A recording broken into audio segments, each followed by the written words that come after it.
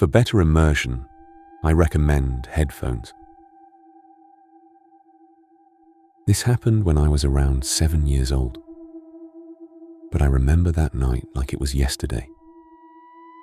Every detail, my mother's voice, the digits on the clock, the click of the door lock, and that eerie Home Alone soundtrack I still cannot hear without getting chills.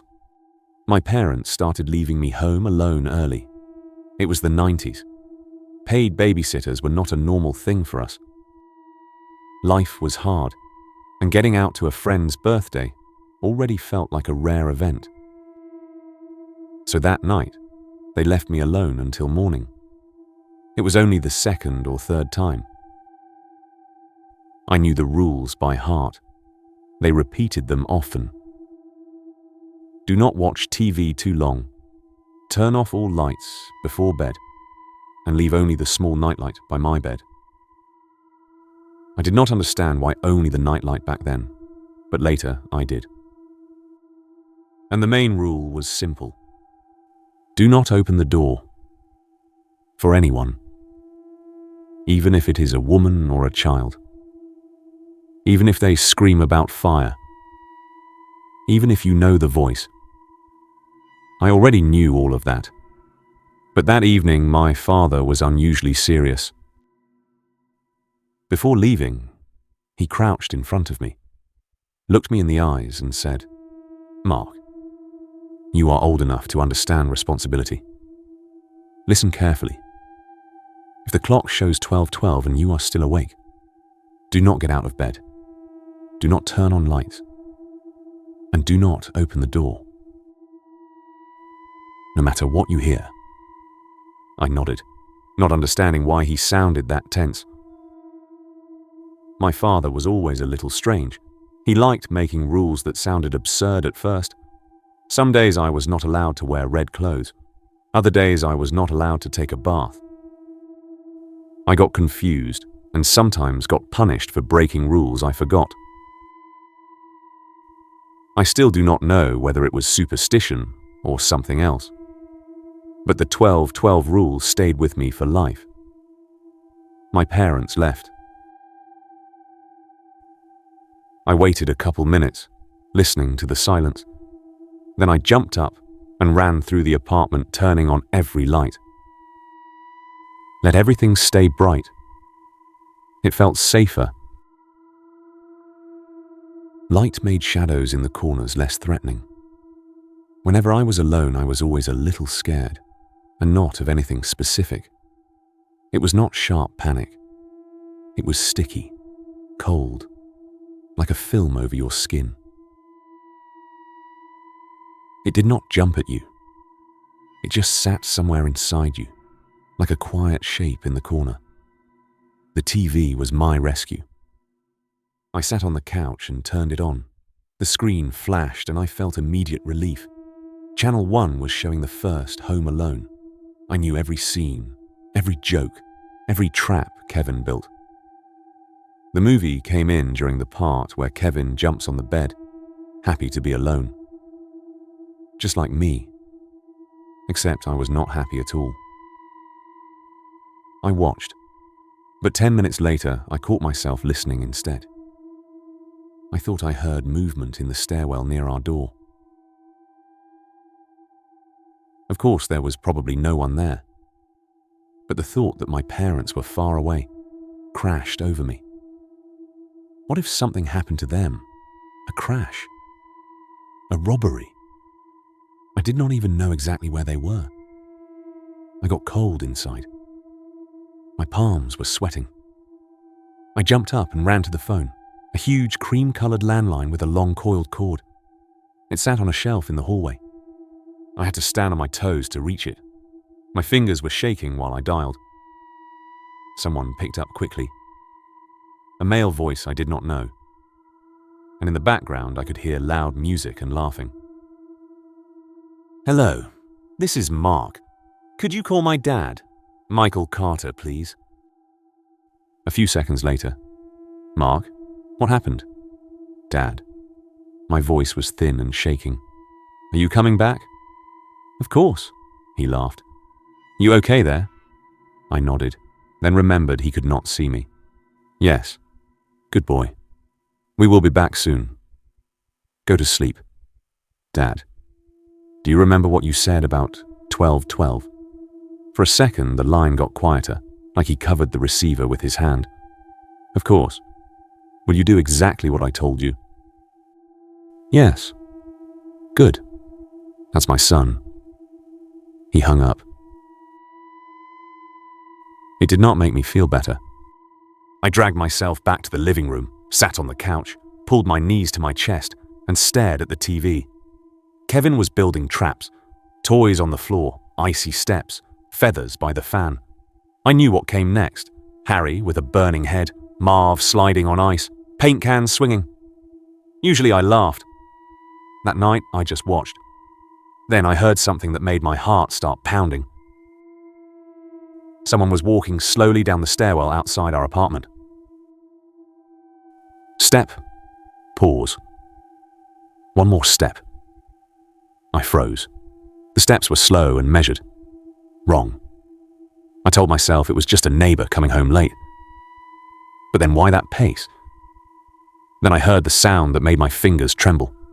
A voice, muffled and unclear, like someone was standing right by the door, whispering into the keyhole. Open up. I did not breathe. I did not move. I stared at the closed door and listened to the silence that fell after. I do not remember falling asleep. I woke up suddenly. The TV was on a maintenance card, movie long over. I rubbed my face and looked at the clock. Fearful, 12:02. My heart sped up. My father's words came back. 10 minutes. Enough time. I went to the bathroom, brushed my teeth. I walked through the apartment and turned off every light, exactly as he told me. Hallway, kitchen, living room. I checked the front door. Locked. Everything normal. I got under the blanket, pulled it to my chin, and closed my eyes. Suspenseful. Almost immediately, someone knocked. Quiet, but clear. I turned my head slowly toward the clock. 12:12. Another knock, more insistent. Then whispers. Mark. Open up. It's me. Fearful and my mother's voice. I jolted with relief, and then instantly felt something was wrong. She never said she would come back that early. I slid out of bed, tiptoed to the hallway, pulled a stool to the door, climbed up, and pressed my eye to the peephole. She was standing in the corridor. Her face was pale, her eyes dark and still, almost painted on. Her arms hung straight at her sides. Her fingers trembled slightly. She was looking at the floor and not moving, like a stuffed doll on display. Mum. I swallowed. No answer. Then her head tilted with a jerky, unnatural motion, and she slammed into the door. The impact rocked the stool under me. I fell hard, hit my elbow, screamed. Another hit from outside. Then another. Then the doorbell. One long, shrill ring that kept going until it cut off into dead silence. Then something slowly dragged nails across the door. A dry, rough scratching sound against wood. I screamed, ran to my room, dove under the blanket, curled into a ball, pulled it over my head. The fabric stuck to my face. The air got hot and wet, but I could not make myself come out. Another hit on the door, weaker than the first, but enough to make the bed frame tremble. Then everything stopped. I lay still, counting my own breathing. The phone rang suddenly, slicing through the dark like it was inside my skull.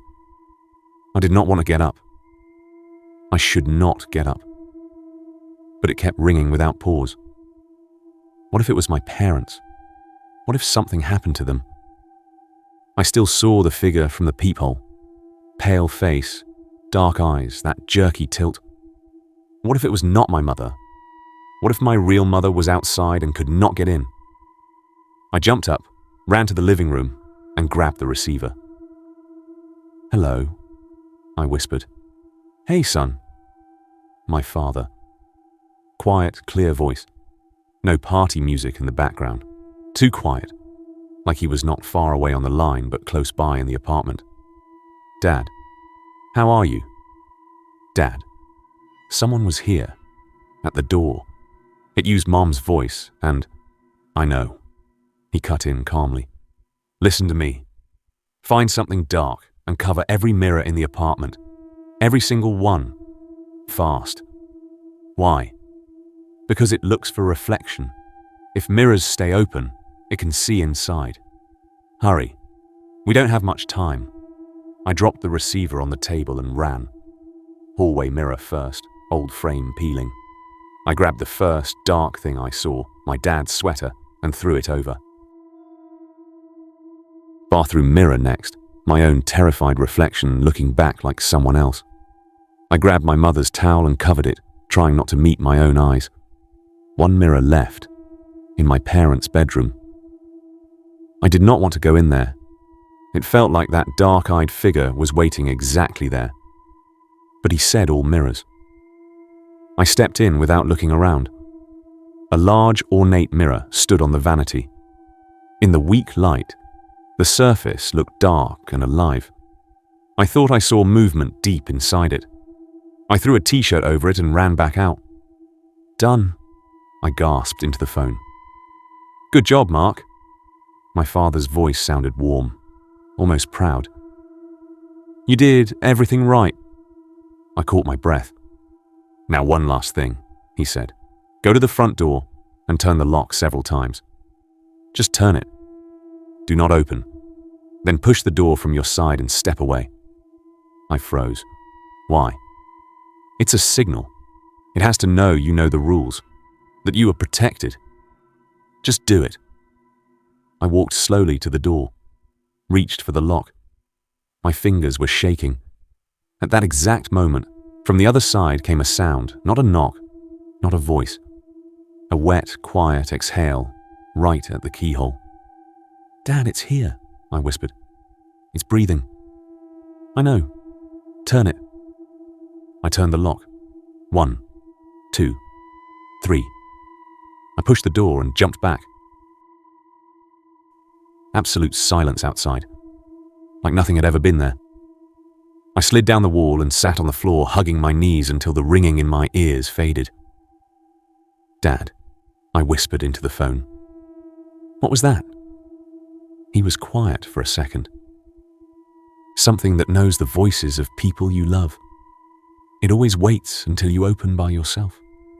So never, do you hear me? Never open the door at 12:12, no matter whose voice you hear." "How did you know about mirrors?" "Long story, son. I'll tell you when you're older. For now, go to sleep. We will be home soon." I do not remember how I got back to bed. I woke up to keys in the lock, my parents' voices in the hallway, tired and normal.